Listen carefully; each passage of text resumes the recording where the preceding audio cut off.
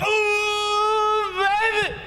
Ladies and gentlemen, guns and the droids across the beloved empire, we're coming at you live today for the third time here aboard the biggest and deadliest Starstream. Man, I'm in a really good mood. We're cannibalizing all of our videos today, so before we get going, there's a card in the top right-hand corner. In case you missed it, a brand new character, the Star Wars at large, coming to Galaxy Heroes called Sorty.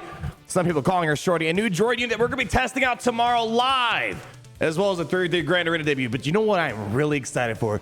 Yeah, new character's cool, but you know what I love? New boosts in viability for one of the most popular farming paths people take, and that is the First Order. The First Order is achieving new heights in Galaxy of Heroes with a brand new Grand Arena Omicron.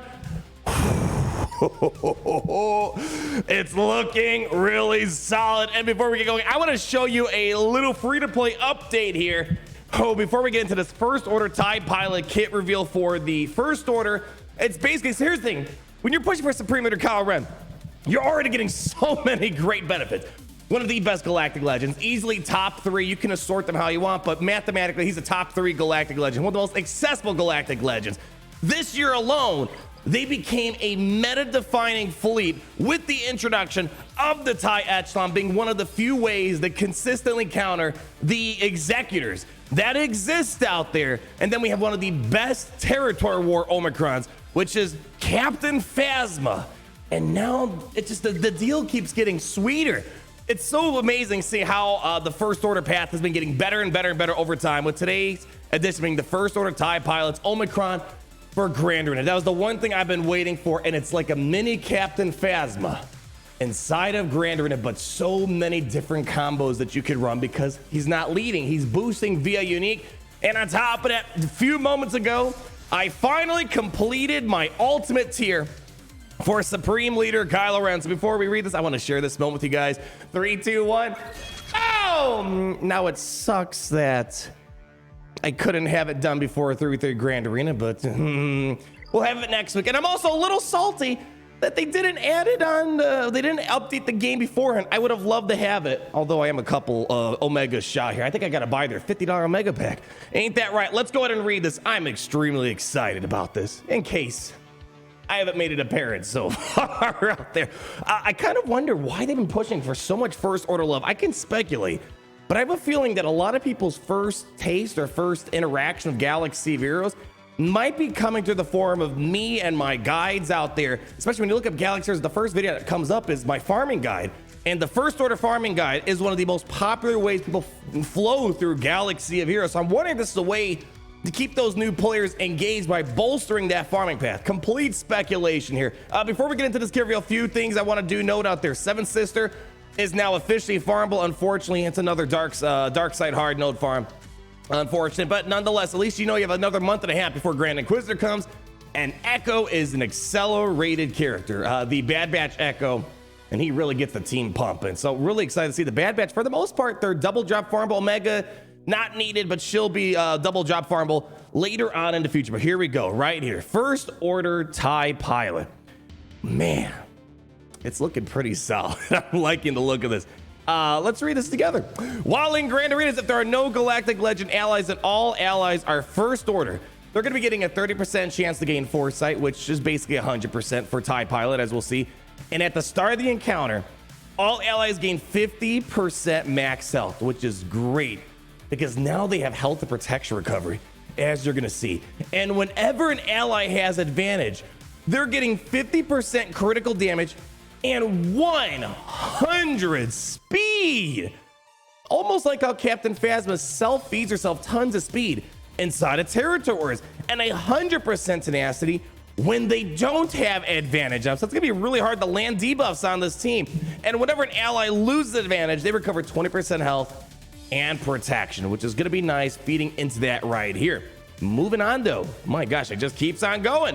Whenever First Order TIE Pilot gains bonus Terminator, which is going to be quite a lot, First Order Officer or Captain Phasma for that matter, and even TIE Pilot itself. Let's double check here. I believe these got ways to gain Terminator himself. No, they do not. If my tactical scanners are perfect, but there are ways to feed Terminator with other characters inside a team like Phasma, as well as first order officer. They're going to be getting advantage again. There's going to be pretty much perpetual advantage going on this team. And whenever first order TIE pilot gains foresight, all allies gain foresight for 2 turns. So you're getting foresight right away. TIE pilot, the whole entire team's getting foresight at the very beginning here. So the full entire thing reads like this. First order TIE pilot has plus 30% critical chance, plus 30% critical damage, and gains advantage for 3 turns whenever an enemy falls below 100% health. And then first order TIE pilot has a 70% chance to gain foresight for 2 turns whenever they lose advantage. But here's what happens in Grand Arena. First order TIE pilot instead gains 100% chance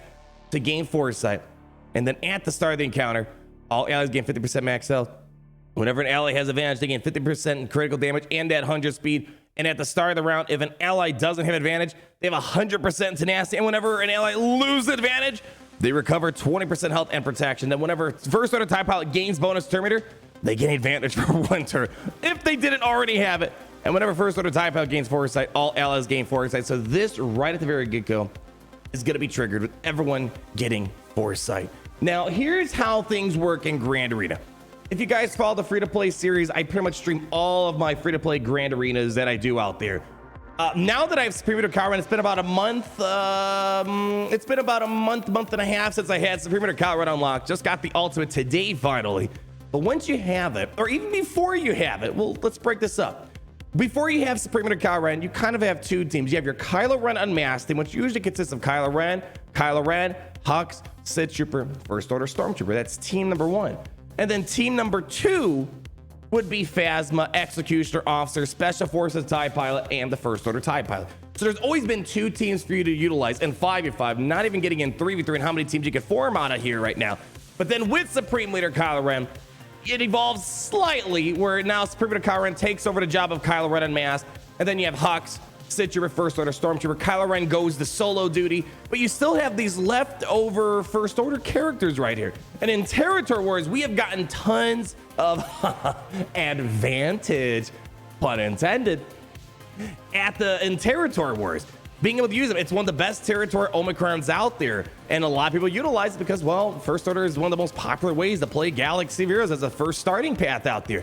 But here's the amazing thing right here. Phasma, I still think, will be leading this team because here's why. You're going to get plus 20% potency, whatever. But you're gaining advantage for 2 turns at the start of each encounter. So right out the get-go, you have advantage. Kind of like how Supreme Leader Kylo Ren gives advantage right away at the very beginning. And then once you have that advantage at the very beginning, you can kind of stop reading right there. The rest of this before territories is basically just a chance to call someone to an assist, and then being able to regain advantage over and over again. So here's where things get so good. You're starting off with that advantage right away. The TIE pilot immediately is giving everyone foresight because of how the Omicron gives foresight to everyone because he's giving it to himself.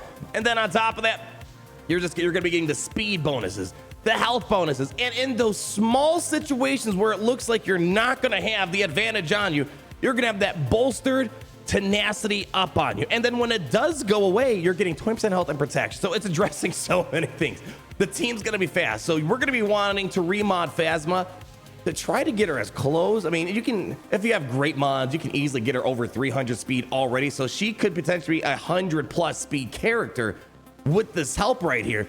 So, but for my free-to-play account, my goal is to try to get this character around like 250, 260, which isn't that hard for free-to-play players out there. It's pretty much a full mod set that you're going to have on this character to get those opening plays. And of course, at Phasma, you're going to want to open up right away with the turn meter push on Phasma to get the team rolling with the victory march right there. And that's, again, another way to get advantage, which it's not just advantage anymore. It's the whole entire kit with advantage nowadays. And then, man, whew, you're going to be steam rolling some fools here. And actually, I'm already forgotten. There's so much stuff here. What happens when we get turn meter on this character? Whenever First Order or TIE pilot gains turn meter, they gain advantage for 1 turn if they didn't already have it. So they're going to be constantly getting advantage over and over again. So guys, this is looking really darn good.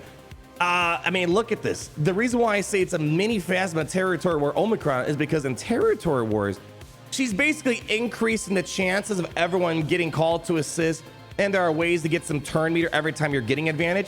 But in this situation, Territory, she's only granting herself 100 speed. But with the Grand Arena, everyone in a first order team, so long as it's not a Galactic Legend, they're getting the 100 speed boost. Mwah! I mean, if you weren't sold on the first order farm, how much more do you want? You got a Grand Arena Omicron. I don't know if it's going to be, it's not going to be as good as Star Killer, but it's going to definitely be a B, maybe A minus tier Omicron of sorts. They're making use out of a leftover Phasma. Even myself, I have this leftover Phasma team on my main account that I can't utilize because it's trash on defense. You can't do a lot of it. It's a full team I didn't have that is coming to fruition for my free-to-play, for my main account. They have a meta fleet composition. Supreme Kylo Ren is one of the best all-around GLs out there, and I'm not even mad that they didn't tie the first order TIE pilot's Omicron, the Supreme Kylo, because he doesn't need the help. And it also makes sense because TIE Fighter pilot isn't even a part of the Supreme Leader Kylo Ren lineup. Not the ideal lineup. Supreme Leader Kylo Ren is taken care of. So this full entire faction, there is literally zero dead weight. Everyone's got a top tier job to function. We got the fleet. I mean, man, I don't know what else to say about this. I mean, I was already a fan of the bombs. That's why I recommended the people. I had no idea though it was going to get even better. And I'll be honest, moving into, I mean, we're not in 2023 yet, but we'll be there eventually. It's going to be weird if I recommend for a third year in a row that Supreme Leader Kylo Ren is going to be the best way to start off your journey in Galaxy series. You have very well balanced pre-Galactic Legend characters. You got an amazing fleet that can take on Executor, Malevolence, Negotiator, pretty much every single fleet out there. Empire fleet's going to be a bit of a struggle, but I don't blame them. But man, we'll see where time leads us here in the future. I know the Executor is going to be a bit more accessible and it kind of ties into Sith Eternal, but right now, the first order is looking really darn good. I think almost everyone is going to get a utility out of this. I actually expect this to be a top applied Omicron here in the near future for Grand Arena. But until we meet again, guys, man, thank you so much for coming out. Hopefully you've been enjoying all the videos coming on your holopad today. I promise I won't infiltrate your holopad today, but tomorrow, stay tuned because we have the shorty test. We got to do 3v3 Grand Arena debut, and we might try out the new Grand Arena game mode that's in Marvel Strike Force that just came out tomorrow, or will be coming out tomorrow. But until then, always remember, dang, it's great to be in the Empire today. Gary, can you believe how good this team is now? Goodness.